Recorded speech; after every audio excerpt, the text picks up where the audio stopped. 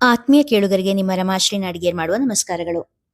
ನೀವೀಗ ಸೀತೆಯೋ ಶಾಕುಂತಲೆಯೋ ಧಾರಾವಾಹಿಯ 53ನೇ ಅಧ್ಯಾಯವನ್ನ ಕೇಳ್ತಾ ಇದ್ದೀರಾ. ಫೋನ್ ಇಟ್ಟ ಸ್ವಾತಿ ಒಂದೇ ಸಮನೆ ಅಳತೊಡಗಿದಳು. ಗೆಳತಿ ರೀಮಾ ಸ್ವಾತಿಯ ಹೆಗಲು ಬಳಸಿ ಸಮಾಧಾನ ಹೇಳುವ ಪ್ರಯತ್ನ ಪಟ್ಟರೆ ನೀಲಾ ಹಾಗೂ ಗುರುರಾಜ್ ಅವಳಾಗಿಯೇ ಸಮಾಧಾನ ಮಾಡಿಕೊಳ್ಳಲಿ ಎಂದು ಅವಳ ಪಾಡಿಗೆ ಅವಳನ್ನು ಬಿಟ್ಟರು. ನೀನು ಸಂಜಯ್ನ ಇನ್ನೂ ಪ್ರೀತಿಸ್ತಾ ಇದೆಯಾ ಸ್ವಾತಿ? ರೀಮಾ ಕೇಳಿದಾಗ ಸ್ವಾತಿ ಗಕ್ಕನೆ ಅಳು ನಿಲ್ಲಿಸಿದಳು.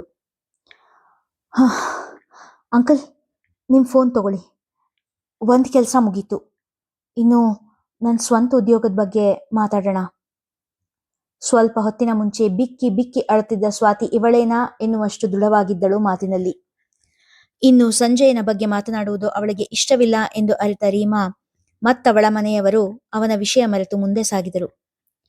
ನೀನು ಯಾವ ರೀತಿ ಕೆಲಸ ಮಾಡಬೇಕು ಅಂತ ಯೋಚನೆ ಮಾಡಿದ್ಯಮ್ಮ? ಗುರುರಾಜ್ ಕೇಳಿದಾಗ ಹಿಂದಿನ ದಿನ ತಾನು ತಯಾರಿಸಿಟ್ಟುಕೊಂಡಿದ್ದ ಪಟ್ಟಿ ಕೊಟ್ಟಳು. ನೀಲಾ ಗುರುರಾಜ್ ಇಬ್ಬರು ಆ ಪಟ್ಟಿಯನ್ನು ಓದಿಕೊಂಡರು. ಇದರಲ್ಲಿ ಕೆಲವಕ್ಕೆ ಬಂಡವಾಳ ಹೆಚ್ಚಿಗೆ ಬೇಕು, ಮತ್ತೆ ಕೆಲವಕ್ಕೆ ಸ್ಕಿಲ್ ಬೇಕು. ನಿಂಗೆ ಯಾವ ಸ್ಕಿಲ್ ಇದೆ ಅಂತ ತಿಳ್ಕೊಂಡ್ರೆ ಅದ್ರಲ್ಲಿ ಮುಂದುವರಿಬೋದು ಎಂದರು ನೀಲಾ. ನಾನು ಹಾಗೆಲ್ಲ ಎಕ್ಸ್ಟ್ರಾರ್ಡಿನರಿ ಅನ್ನೋಂಥದ್ದು ಏನೂ ಕಲ್ತಿಲ್ಲಮ್ಮ.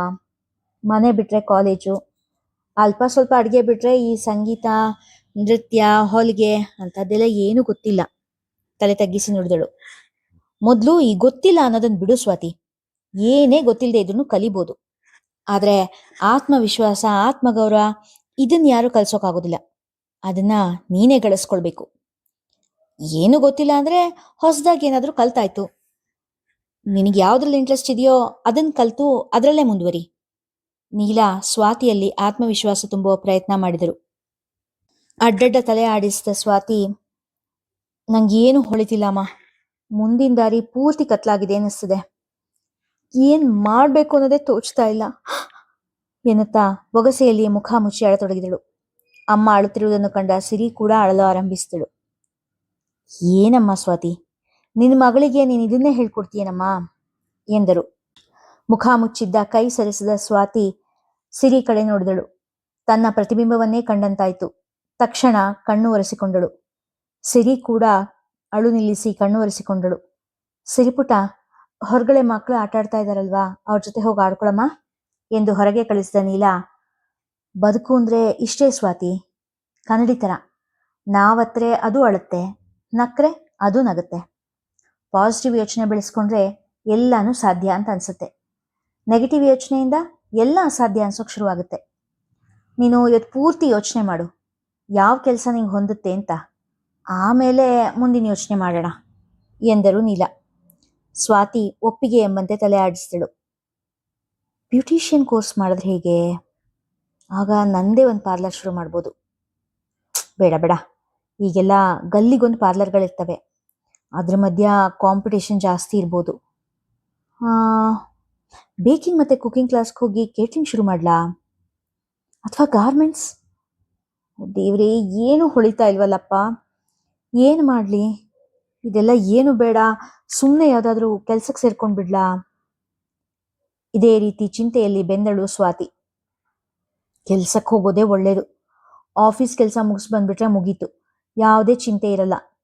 ಸ್ವಂತ ಉದ್ಯಮ ಅಂತಾದರೆ ಟೆನ್ಷನ್ ಜಾಸ್ತಿ ಅಂತ ಒಂದು ಮನಸ್ಸು ಹೇಳಿದರೆ, ಇಲ್ಲ, ನನ್ನ ಮಗಳು ನನ್ನ ಥರ ಕಷ್ಟಪಡಬಾರ್ದು, ಅವಳು ರಾಣಿ ಥರ ಇರಬೇಕು, ಅದಕ್ಕೆ ದುಡ್ಡು ಬೇಕು, ಸಿರಿಗೆ ಯಾವ ಕೊರತೆ ಕೂಡ ಬರ್ದಿರೋ ಹಾಗೆ ನೋಡ್ಕೊಳ್ಬೇಕು, ಅದಕ್ಕೆ ನಾನು ಚೆನ್ನಾಗಿ ದುಡಿಬೇಕು, ಹೆಚ್ಚು ಸಂಪಾದನೆ ಮಾಡಬೇಕು, ನನ್ನ ಮಗಳು ಯಾರ ಮುಂದೆನೂ ತಲೆ ತಗ್ಸ್ ನಿಲ್ಲೋ ಹಾಗಾಗಬಾರ್ದು ಎನ್ನುತ್ತಿತ್ತು ಇನ್ನೊಂದು ಮನಸ್ಸು. ಎಷ್ಟೇ ಯೋಚನೆ ಮಾಡಿದರೂ ಒಂದು ಗಟ್ಟಿ ನಿರ್ಧಾರ ಮಾಡುವಲ್ಲಿ ಸೋತು ಹೋದಳು ಸ್ವಾತಿ. ನಂಗೇನು ತೋಚ್ತಾ ಇಲ್ಲಮ್ಮ. ಇಡೀ ದಿನ ಚಿಂತಿಸಿದರೂ ಏನೂ ಹೊಳೆಯದೇ ಇದ್ದಾಗ ಸ್ವಾತಿ ನೀಲಾ ಅವರ ಮುಂದೆ ನಿಂತು ಹೇಳಿದಳು. ಸ್ವಾತಿ, ನಿನ್ನ ಬದುಕಿನ ನಿರ್ಧಾರ ಯಾವತ್ತೂ ನಿಂದೇ ಆಗಿರ್ಬೇಕಮ್ಮ. ಇನ್ನೊಬ್ರ ಕೈಗೆ ನಿನ್ನ ಬದುಕನ್ನು ಕೊಡಬೇಡ. ಇನ್ನೂ ಸಮಯ ತಗೋ, ಆಲೋಚನೆ ಮಾಡು. ನಿನ್ನ ಮಗಳ ಭವಿಷ್ಯ, ನಿನ್ನ ಭವಿಷ್ಯ ಎರಡಕ್ಕೂ ನೀನೇ ಶಿಲ್ಪಿ ಆಗ್ಬೇಕು. ನೀಲಾ ಹೇಳಿದ ಮಾತಿಗೆ ಅಡ್ಡಡ್ಡ ತಲೆ ಆಡಿಸಿದಳು ಸ್ವಾತಿ. ಇಲ್ಲಮ್ಮ, ನಾನು ಸ್ವಂತವಾಗಿ 2 ಸಾರಿ ನಿರ್ಧಾರ ತಗೊಂಡಿದ್ದೀನಿ. ಮೊದಲನೇ ನಿರ್ಧಾರ ಸಂಜಯ್ ನನ್ನ ನಂಬಿ ಮದುವೆ ಆಗಿದ್ದು, ಮತ್ತೆರಡನೇ ನಿರ್ಧಾರ ಅವನನ್ನು ಬಿಟ್ಟು ಬಂದಿದ್ದು. 2 ನಿರ್ಧಾರದಲ್ಲೂ ನಾನು ಎಡವಿದ್ದೀನಿ. ಈಗ ಸತ್ಯವಾಗ್ಲೂ ನಿಮ್ಮ ಆಸರೆ, ನಿಮ್ಮ ಸಲಹೆ ಬೇಕಾಗಿದೆ. ನೀವೇ ದಾರಿ ತೋರಿಸ್ಬೇಕು ನನಗೆ, ದೀನ ಸ್ವರದಲ್ಲಿ ಬೇಡಿಕೊಂಡಳು. ಸ್ವಾತಿ, ನಿನಗೆ ನಾವು ದಾರಿಯನ್ನು ತೋರಿಸ್ಬೋದು, ಆದರೆ ಆ ದಾರಿಯಲ್ಲಿ ಹೆಜ್ಜೆ ಇಟ್ಟು ನಡಿಬೇಕಾದಳು ನೀನೆ, ಗುರಿ ಸೇರ್ಬೇಕಾದಳು ನೀನೆ ಎಂದರು ಗುರುರಾಜ್. ಹೆಜ್ಜೆ ಇಡುವಾಗ ತಡವರ್ಸಿದ್ರೆ ಅಥವಾ ಮುಗ್ಗರ್ಸಿದ್ರೆ? ಶಂಕೆಯಿಂದ ಕೇಳಿದಳು. ಆಸರಿಯಾಗಿ ಈ ಕೈಗಳು ಸದಾ ನಿನ್ ಜೊತೆ ಇರುತ್ತೆ, ಭರವಸೆ ತುಂಬಿದರು ನೀಲಾ ಗುರುರಾಜ್ ದಂಪತಿಗಳು. ನನ್ನ ಸ್ನೇಹಿತೆ ಒಬ್ಳು ಇವೆಂಟ್ ಮ್ಯಾನೇಜ್ಮೆಂಟ್ ಕಂಪ್ನಿ ನಡೆಸ್ತಾ ಇದ್ದಾಳೆ, ನೀನು ಅವಳ ಹತ್ರ ಕೆಲ್ಸಕ್ಕೆ ಸೇರ್ಕೋ, ನೀಲಾ ಹೇಳಿದಾಗ. ಅಂದ್ರೆ ಸ್ವಂತ ಉದ್ಯೋಗನ ಶುರು ಮಾಡೋದು ಬೇಡ ಅಂತ ಹೇಳ್ತಾ ಇದ್ದೀರಮ್ಮ ಎಂದಳು ಸ್ವಾತಿ. ನೋನೋ, ನಾನು ಹಾಗೆ ಹೇಳ್ತಿಲ್ಲ. ಅಲ್ಲಿ ಕೆಲಸ ಮಾಡಿ ಅನುಭವ ತಗೊಂಡ್ಮೇಲೆ ನಿಂದೆ ಒಂದು ಸ್ವಂತ ಇವೆಂಟ್ ಮ್ಯಾನೇಜ್ಮೆಂಟ್ ಕಂಪ್ನಿ ಶುರು ಮಾಡು ಎಂದರು ನೀಲಾ. ನೀಲಾರ ಸಲಹೆಗೆ ಸ್ವಾತಿಯ ಒಪ್ಪಿಗೆ ಮುದ್ರೆ ಬಿದ್ದಿತ್ತು. ಅಯ್ಯೋ, ಸಂಜು ಮದುವೆಗೆ ಒಪ್ಲಿಲ್ವಾ? ಮತ್ತೆ ಈಗ ಏನ್ ಮಾಡೋದಮ್ಮ? ಸಂಜು ಒಪ್ಪದೆ ಈ ಮದುವೆ ಹೆಂಗ್ ನಡೆಯುತ್ತೆ? ಸಾರಿಕಾ ಚಿಂತೆಯಿಂದ ಕೇಳಿದಳು.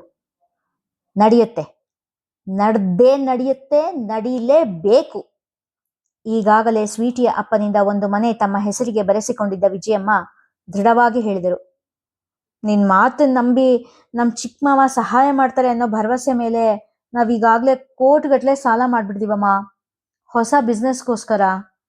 ಈಗೇನಾದ್ರೂ ಮಾವ ಕೈ ಎತ್ತಿದ್ರೆ ನಾವು ಬೀದಿಗೆ ಬೀಳೋದು ಖಂಡಿತ. ಸಾರಿಕಾಳ ಮಾತಿಗೆ ಬೆಚ್ಚಿದರೂ ತಕ್ಷಣವೇ ಸಾವರಿಸಿಕೊಂಡು, ಸಂಜುದು ಹೆಂಗರಳು ಕಣೆ, ಜೊತೆಗೆ ನಿಧಾನಸ್ಥ, ಹಿಂಗಲ್ಲ ಹಿಂಗೆ ಅಂತ ಹೇಳಿದ್ರೆ ತಿಳ್ಕೊಳ್ತಾನೆ. ನಮ್ಮ ಪರಿಸ್ಥಿತಿನ ವಿವರಿಸಿದ್ರೆ ಅವನ್ ಎಲ್ಲ ಒಪ್ಕೊಳ್ತಾನೆ. ಆದ್ರೆ ರಾಗ ಹೇಳಿದರು. ಆದ್ರೆ ಏನಮ್ಮ? ಸಾರಿಕಾ ಕೂಡ ಚಿಂತೆಯಿಂದ ಕೇಳಿದಳು. ಆ ಸಂಕೇತನ ಹೆಂಗಾರು ಅವನಿಂದ ದೂರ ಇಡ್ಬೇಕು ನೋಡು ಎಂದರು ವಿಜಯಮ್ಮ. ಇಲ್ಲ ಸಲ್ಲದ ಯೋಚನೆಗಳನ್ನ ಸಂಜಯನ ತಲೆಗೆ ಸಂಕೇತನೇ ತುಂಬುವುದು ಎಂಬುದು ವಿಜಯಮ್ಮನ ನಂಬಿಕೆ. ಏನೋ ನಂಗೆ ಅದೆಲ್ಲ ಗೊತ್ತಿಲ್ಲ, ಹೆಂಗಾದ್ರೂ ಸರಿ ಸಂಜಯನ್ ಮೊದಲು ಮದ್ವೆಗೆ ಒಪ್ಸು ಎಂದು ಹೇಳಿ ಫೋನ್ ಕುಕ್ಕಿದಳು ಸಾರಿಕಾ. ಒಪ್ಪಿಸ್ತೀನಿ, ಸಂಜುನ ಮದುವೆ ಖಂಡಿತ ಒಪ್ಪಿಸ್ತೀನಿ ಎಂದು ಯೋಚಿಸುತ್ತಾ ಕುಳಿತವರ ಎದುರಿಗೆ ಬಂದಿದ್ದಳು ಸಾನ್ನಿಧ್ಯ. ಇದೇನೇ ಸಾನ್ನಿಧ್ಯ, ಇಷ್ಟು ಲೇಟಾಗಿ ಬರ್ತಾ ಇದೆಯಾ ಎಂದು ಕೇಳಿದವರ ಕಡೆ ಒಂದು ನಿರ್ಲಕ್ಷ್ಯದ ನೋಟ ಬಿಸಾಕಿ ಹೆಜ್ಜೆ ಮುಂದೆ ಇಟ್ಟಳು. ತಡವರಿಸುತ್ತಾ ಹೆಜ್ಜೆ ಇಟ್ಟ ಮಗಳನ್ನು ನೋಡಿ ವಿಜಯಮ್ಮನ ಎದೆ ಧಸಕ್ಕೆಂದಿತು. ಸಾನು, ಕುಡ್ತಿದೀಯೇನೇ? ಪಿಸುದನಿಯಲ್ಲಿ ಕೇಳಿದರು. ಚಿಲ್ಯಾಕ್ಸ್ ಮಾಮ್, ಸ್ವಲ್ಪ ತಗೊಂಡಿದ್ದೀನಿ ಅಷ್ಟೇ ಎನ್ನುತ್ತಾ ಕೋಣೆಯ ಕಡೆ ತೆರಳಿದಳು ಸಾನ್ನಿಧ್ಯ. ಹೊಸ್ತಿಲು ಎಡವಿ ಮತ್ತೆ ಸಾವರಿಸಿಕೊಂಡು ಒಳನಡೆದವಳನ್ನು ಕಂಡು ತಲೆ ಮೇಲೆ ಕೈ ಹೊತ್ತು ನಿಂತರು ವಿಜಯಮ್ಮ. ಅಯ್ಯೋ, ಆದಷ್ಟು ಬೇಗ ಈ ಹುಡುಗಿ ಮದುವೆ ಮಾಡಿ ಕಳಿಸ್ಬಿಡ್ಬೇಕು, ಇಲ್ಲ ಅಂದ್ರೆ ಮುಂದೆ ಕಷ್ಟ ಇದೆ. ಚಿಂತೆಯ ಬೆಟ್ಟವೇ ವಿಜಯಮ್ಮನ ತಲೆಯೇರಿ ಕುಳಿತಿತ್ತು. ಕನ್ನಡಾಂಬೆಗೆ ಜೈ. ನಿಮ್ಮ ಮಗಳಿಗೆ ಕನ್ನಡ ಕಲಿಸ್ತಾ ಇರೋ ರೀತಿ ನಮಗೆ ತುಂಬಾ ಇಷ್ಟ ಆಯ್ತು. ಎಲ್ಲರೂ ಇಂಗ್ಲಿಷ್ ಅನ್ನೋ ಹೊತ್ತಲ್ಲಿ ನೀವು ಕನ್ನಡ ಅಂತ ಹೇಳಿ ಮಗುಗೆ ಕನ್ನಡ ಕಲಿಸ್ತಾ ಇರೋದನ್ನ ಕಂಡು ಖುಷಿ ಆಯ್ತು. ಹೀಗೆ ನೂರಾರು ಕಾಮೆಂಟ್ಸ್ಗಳು ಇನ್ಬಾಕ್ಸ್ ತುಂಬಾ ತುಂಬಿದ್ದವು. ಸ್ವಾತಿ ಸಿರಿಗೆ ಕನ್ನಡ ಕಾಗುಣಿತ ಕಲಿಸುತ್ತಿರುವ ವಿಡಿಯೋ ಮಾಡಿ ಅಪ್ಲೋಡ್ ಮಾಡಿದ್ದಳು. ಸಣ್ಣ ಪುಟ್ಟ ವಿಡಿಯೋಗಳು ಹೆಚ್ಚಿದಂತೆ ವೀಕ್ಷಕರು ಹೆಚ್ಚಿದ್ದರು.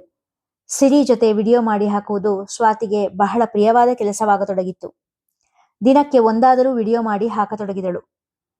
ನೀಲಾ ಅವರ ಸ್ನೇಹಿತೆ ಸಹನಾ ಅವರ ಜೊತೆಗೆ ಇವೆಂಟ್ ಮ್ಯಾನೇಜ್ಮೆಂಟ್ನ ಈ ಕೂಡ ಕಲಿಯತೊಡಗಿದಳು. ಕೆಲಸದ ನಿಮಿತ್ತ 4 ಕಡೆ ಓಡಾಡಬೇಕಾದಾಗ ಸ್ವಾತಿಯ ಮನದಲ್ಲಿ ಧೈರ್ಯ ತಾನಾಗಿ ಮನೆ ಮಾಡಿತು. ಹೊಸ ಜನರ ಪರಿಚಯ, 18 ಜವಾಬ್ದಾರಿಗಳ ನಿರ್ವಹಣೆ ಸ್ವಾತಿಯ ಒಳಗೆ ಅಡಗಿದ್ದ ವಿಶ್ವಾಸವನ್ನು ಸ್ವಲ್ಪವಾಗಿಯೇ ಹೊರತರುತ್ತಿತ್ತು. ಸಂಜು, ಬಾ ತಿಂಡಿ ತಿನ್ನು. ತಾಯಿಯ ವಾತ್ಸಲ್ಯದ ದನಿಯೇಕೋ ಕೃತ್ರಿಮ ಎನಿಸತೊಡಗಿತ್ತು ಸಂಜಯನಿಗೆ. ತಾಯಿಯ ಮಾತಿಗೆ ಬದಲು ಹೇಳದೆ ಡೈನಿಂಗ್ ಟೇಬಲ್ ಬಳಿ ಬಂದು ಕುಳಿತ. ಒಂದೆರಡು ತುತ್ತು ತಿಂದ ಬಳಿಕ ನಿಧಾನವಾಗಿ ಮಾತು ಆರಂಭಿಸಿದರು. ಸಂಜು, ಇವತ್ತು ನಿನ್ ಮನೇಲೇ ಇರ್ತೀಯ ತಾನೆ? ಬ್ರೋಕರ್ ಪಾಪಣ್ಣಂಗೆ ಬರೋಕ್ ಹೇಳಿದೀನಿ ಎಂದರು. ಅಮ್ಮ, ನಾನು ನೆನ್ನೆನೇ ಹೇಳಿದೀನಿ, ನಾನು ಇನ್ನೊಂದು ಮದುವೆ ಆಗೋದಿಲ್ಲ ಅಂತ. ಸುಮ್ಮನೆ ನನ್ನ ಮೇಲೆ ಒತ್ತಡ ಹಾಕ್ಬೇಡ. ನಿನ್ ಯಾವುದೇ ಮಾತಿಗೂ ನಾನು ಬಗ್ಗೋದಿಲ್ಲ, ಗಂಭೀರವಾಗಿ ಹೇಳಿದ ಸಂಜಯ್. ಇಲ್ಲಪ್ಪ, ನಿನ್ನ ಮದುವೆ ವಿಷಯ ಅಲ್ಲ. ನೀನು ಅಷ್ಟು ಗಟ್ಟಿಯಾಗಿ ಮದುವೆ ಬೇಡ ಅಂದಮೇಲೆ ನಾನು ಮತ್ತೆ ಬ್ರೋಕರ್ನ ಕರ್ಸೋ ಧೈರ್ಯ ಮಾಡ್ತೀನಾ ಹೇಳು, ನಿನ್ನ ಮಾತಿಗೆ ವಿರುದ್ಧವಾಗಿ ನಾನು ಯಾವತ್ತಾದ್ರೂ ನಡ್ಕೊಂಡಿದ್ದೀನಾ? ಈಗ ನಾನು ಬ್ರೋಕರ್ ಕರೆದಿರೋದು ಸಾನು ಮದುವೆ ವಿಷಯಕ್ಕೆ. ಅವಳಿಗೂ ಈಗ ಮದುವೆ ವಯಸ್ಸಾಗಿದೆಯಲ್ಲಪ್ಪ, ಇನ್ಮೇಲಾದ್ರೂ ಅವಳಿಗೆ ಗಂಡು ನೋಡೋಕೆ ಶುರು ಮಾಡ್ಬೇಕಲ್ಲ, ಅದಕ್ಕೋಸ್ಕರ ಬರೋಕೆ ಹೇಳಿದ್ದೀನಿ ಎಂದರು ವಿಜಯಮ್ಮ. ಸಂಜೆಯ ನೆಮ್ಮದಿಯ ನಿಟ್ಟುಸಿರು ಬಿಟ್ಟ. ಇಡೀ ಸಂಸಾರ ಜವಾಬ್ದಾರಿ ತಗೊಂಡು ಎಲ್ಲಾ ಜವಾಬ್ದಾರಿನ ಸರಿಯಾಗಿ ನಿರ್ವಹಣೆ ಮಾಡಿದ್ಯಾ ನೀನು. ಏನೋ ನಿನ್ನಂತ ಮಗ ಇರೋದಕ್ಕೆ ನಾನಿವತ್ತು ನೆಮ್ಮದಿಯಾಗಿ 4 ತುತ್ತು ಅನ್ನ ತಿಂತಾ ಇದ್ದೀನಿ. ಇಲ್ದಿದ್ರೆ ಭಿಕ್ಷಾ ಪಾತ್ರೆನೇ ಗಟ್ಟಿಯಾಗಿರ್ತಿತ್ತು ನಮ್ಗೆ ಎನ್ನುತ್ತಾ ಸೆರಗಿನಿಂದ ಮೂಗು ಕಣ್ಣು ಒರೆಸಿಕೊಂಡರು. ಅಚ್ಚೆ, ಅದೇನಮ್ಮ ನೀನು ಭಿಕ್ಷೆ ಗಿಕ್ಷೆ ಅನ್ಕೊಂಡು ಈಗ ಅಳೋದು ಯಾತಕ್ ನೀನು? ಹಳದೆಲ್ಲ ನೆನೆಸ್ಕೊಂಡು ಬೇಜಾರು ಮಾಡ್ಕೊಳ್ಬೇಡ. ಹೆತ್ತವಳ ಕಣ್ಣೀರು ಸಂಜೆಯನ ಮನಸ್ಸನ್ನು ಮೃದುವಾಗಿಸಿತ್ತು. ಇಲ್ಲಪ್ಪ, ಇದೇ ಸತ್ಯ. ನೀನಿಲ್ದೆ ಹೋಗಿದ್ರೆ ಆ 2 ಮಕ್ಕಳನ್ನ ದಾರಿಗೆ ಹಚ್ಚೋದು ನಂಗೆ ಆಗ್ತಾನೆ ಇರಲಿಲ್ಲ. ಯಾರ ಮನೆ ಮುಸ್ರೆ ತೊಳೆಯೋಕೆ ಹೋಗ್ಬೇಕಾಗಿತ್ತೋ ಏನೋ ಎಂದವರ ಹೆಗಲು ಬಳಸಿ ಸಮಾಧಾನ ಮಾಡಿದ ಸಂಜಯ್. ಅಷ್ಟರಲ್ಲಿ ಮದುವೆ ದಲ್ಲಾಳಿ ಪಾಪಣ್ಣ ಒಂದಿಷ್ಟು ವರಗಳ ಜಾತಕ ಫೋಟೋ ಹಿಡಿದು ಮನೆ ಹೊಸ್ತಿಲಲ್ಲಿ ನಿಂತಿದ್ದರು. ಸ್ವಾತಿ, ಇದು ನಿನ್ನ ಮೊದಲನೇ ಇಂಡಿಪೆಂಡೆಂಟ್ ಅಸೈನ್ಮೆಂಟ್. ಸಣ್ಣ ಫಂಕ್ಷನ್ನು, ಒಂದು ಮಗುವಿನ ನಾಮಕರಣ. 20 ದಿನ ಟೈಮ್ ಇದೆ. ಇದನ್ನ ನೀನೇ ಮುಂದೆ ನಿಂತು ನಡೆಸ್ಕೊಡ್ಬೇಕು. ಒಂದೇ ಒಂದು ಸಣ್ಣ ಕಂಪ್ಲೇಂಟ್ ಕೂಡ ಬರಬಾರ್ದು. ಎಚ್ಚರಿಕೆಯ ಜೊತೆ ಜವಾಬ್ದಾರಿ ನೀಡಿದ್ದರು ಸಹನ. ತುಂಬಾ ಶ್ರೀಮಂತರ ಮನೆಯ ಮಗುವಿನ ನಾಮಕರಣದ ತಯಾರಿ ಸ್ವಾತಿಯ ಹೆಗಲೇರಿತ್ತು. ಅಪ್ಪ, ಅಮ್ಮ, ಮಗು ಇವರ ಮ್ಯಾಚಿಂಗ್ ಡ್ರೆಸ್ನಿಂದ ಹಿಡಿದು ನಾಮಕರಣಕ್ಕೆ ಬಂದವರಿಗೆ ರಿಟರ್ನ್ ಗಿಫ್ಟ್ ಕೊಡುವವರೆಗೂ ಎಲ್ಲ ಸ್ವಾತಿಯದ್ದೇ ಉಸ್ತುವಾರಿ. ಸ್ವಾತಿ ಇದರಲ್ಲಿ ಗೆಲ್ತಾಳಾ? ನೋಡೋಣ ಮುಂದಿನ ಸಂಚಿಕೆಯಲ್ಲಿ. ಕಥೆ ಇಷ್ಟವಾಗಿದ್ರೆ ಹೆಚ್ಚು ಹೆಚ್ಚು ಜನರಿಗೆ ಶೇರ್ ಮಾಡಿ, ಕಥೆಯನ್ನ ಲೈಕ್ ಮಾಡಿ, ಹಾಗೆ ಕಾಮೆಂಟ್ ಸೆಕ್ಷನ್ ಅಲ್ಲಿ ನಿಮ್ಮ ಅಭಿಪ್ರಾಯ ತಿಳಿಸಿ ಪ್ರೋತ್ಸಾಹಿಸಿ. ಧನ್ಯವಾದಗಳು.